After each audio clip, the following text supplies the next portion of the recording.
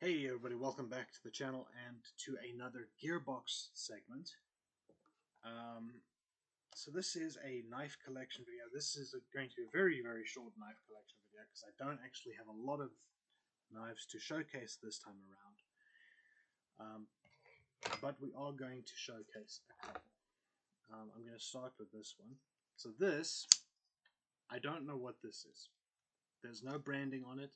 This actually came in a survival kit that I got for Christmas last year. So it's a drop point, I think it's a drop point. Yeah, drop point with a combo edge. I think it's a plastic handle, pocket clip, liner lock, a glass breaker on the end there, seatbelt cutter, dual studs. It is comfortable. It is a very comfortable knife. It doesn't dig into my hand at all. But yeah, so I don't actually know what that is. Okay, so that goes back to where that belongs. Then let's do this one next. Okay, so I don't know how well this is going to show up on camera. This is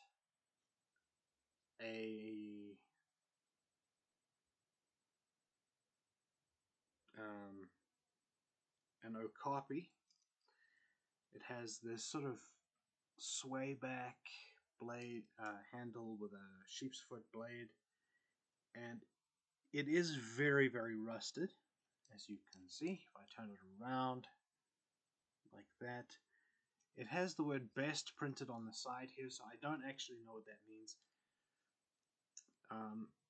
This was my grandfather's, and my grandfather passed away in 2024. And while we were clearing out his garage, I found this while I was helping clear out the garage.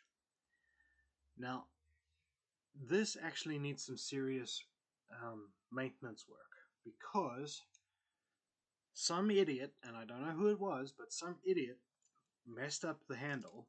I don't know if this is going to show up on camera or not. There. Now, so the blade is completely out of alignment, the scales are all messed up, and the blade actually goes all the way back like this. I could probably push this back even further. I don't really want to. I'd love to get this thing back into a better condition, but I'm not actually sure how to go about restoring it, and so it's just going to stay exactly as it is for now. Because I don't know. I don't want to take the pins out and take the whole thing apart and then not be able to put it back together again. So for now, it's going to stay exactly as it is, and it'll just be like a memento of sorts. And then we have two others from a while that I picked up a while back. So we have a little Boker. I'm not sure what model it is, with what I'm assuming is a rosewood handle of some sort, and a little train that's been carved into it. Dual studs, frame lock. Ooh, I nearly cut myself there. Kind of a leaf or a clip point with a leaf shaped blade. It's very small. It's very compact. Surprisingly comfortable. I did think that a knife this small would actually be a little bit uncomfortable. My only real problem with it, though, is that it's difficult to put in my pocket, because this clip is actually very stiff. And holding onto it can be a bit of a nightmare with your fingers slipping off that bottom section. But I picked this up at a flea market about a year, maybe 2 years ago, I think. So yeah, so there's that. And then the other knife that I picked up, same flea market, as I got where I got the Boker, I got this. So this is a Kershaw Shuffle 2.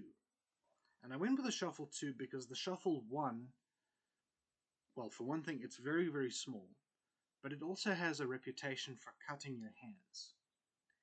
Because it has this sort of, if I bring this all the way up to the camera so you can actually see, so this bit on the Shuffle 2 is open. So this bit here is sort of sharp.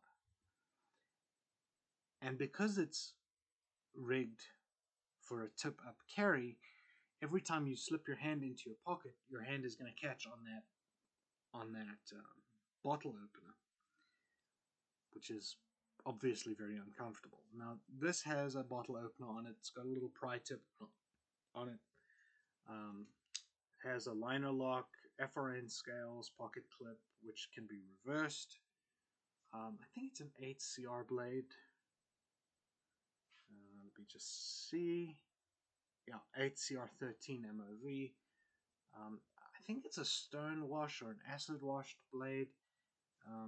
And it's just that Tonto shape. I went with the black because that was what I could find.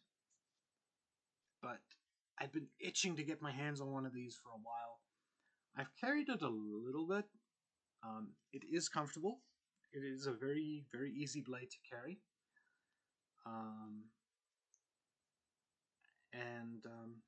Yeah, there's no, I can like really bear down on the handle and it's not going to hurt my hand, which is more than I can say for most folding knives that I've handled. But yeah, so it's a very reliable blade. I haven't had any issues with it. I haven't even had to sharpen this thing because I don't abuse my knives. I use it for opening packages and, you know, cutting up scrap paper. That's pretty much it. So yeah, that's the Shuffle 2, and then there's one more knife that I want to talk about, which is the Bear Grylls. That's this blade from Gerber Knives. So full tang, again, I think it's an 8CR blade. Full tang paracord handle there. I think it's a clip point profile. You've got a nice Kydex sheath with a. It's currently set up for, I believe it's called Scout Carry. But you can sort of turn the clip around. This piece, the belt clip, you can turn it around so that it's, you know, however you want to carry it. I suppose you could carry it as a neck knife as well, considering how these two holes are so close together. But given the weight of this, I mean, it's a very lightweight blade, but it's got enough heft and enough weight to it that I find carrying it as a neck knife would be very uncomfortable. And I don't like neck knives in general. I find that I'm only going to carry a neck knife if I absolutely have to. It locks in there nice and tight. This is, I believe, an 8cm blade. Now in South Africa, I think I mentioned this in one of my previous knife collections, but the legal carry size for a knife is 10 centimeters. So this is sort of right on the not quite on the razor's edge, pun intended, of what is legal to carry. This is about 2 centimeters shy of the legal carry size, but it is the biggest fixed blade, or one of the bigger knives that I could carry.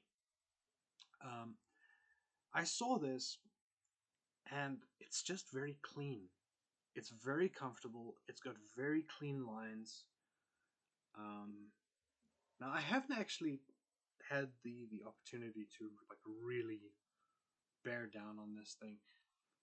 It's billed or promoted as a survival knife, but this blade stock, I don't know if this is going to come up on camera very well. That blade stock is very, very thin. So I don't think I would use this as a survival knife.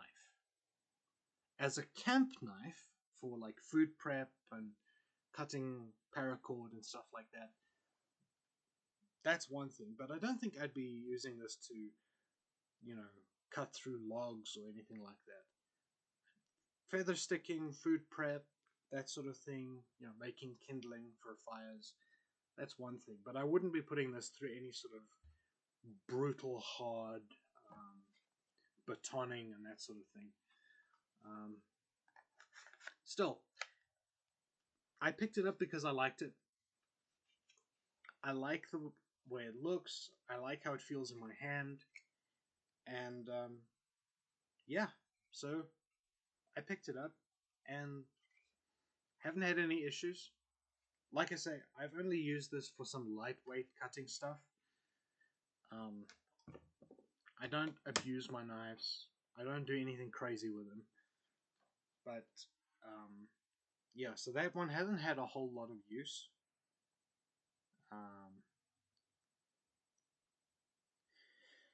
But I like it anyway. So that, I believe, is all of the knives that I wanted to discuss this time around. I hope you enjoyed it. I know this was a much shorter video than some of the other knife collection videos that I did. I'm sure it's shorter. But yeah, I hope you enjoyed it. I've got some other gearbox related stuff coming. I know I've said that, you know, a couple dozen times already, but I have actually got some stuff planned. So that stuff is coming. It is a bit slow, but it is coming. So bear with me on that. If you like the video, do all the stuff that YouTubers tell you guys to do. So like, subscribe. If you want more stuff, subscribe. If you do subscribe, hit that notification bell. Make sure you set it so that you get every notification, so that you don't miss anything when I upload. And I'll see you for the next one. Take care, everybody.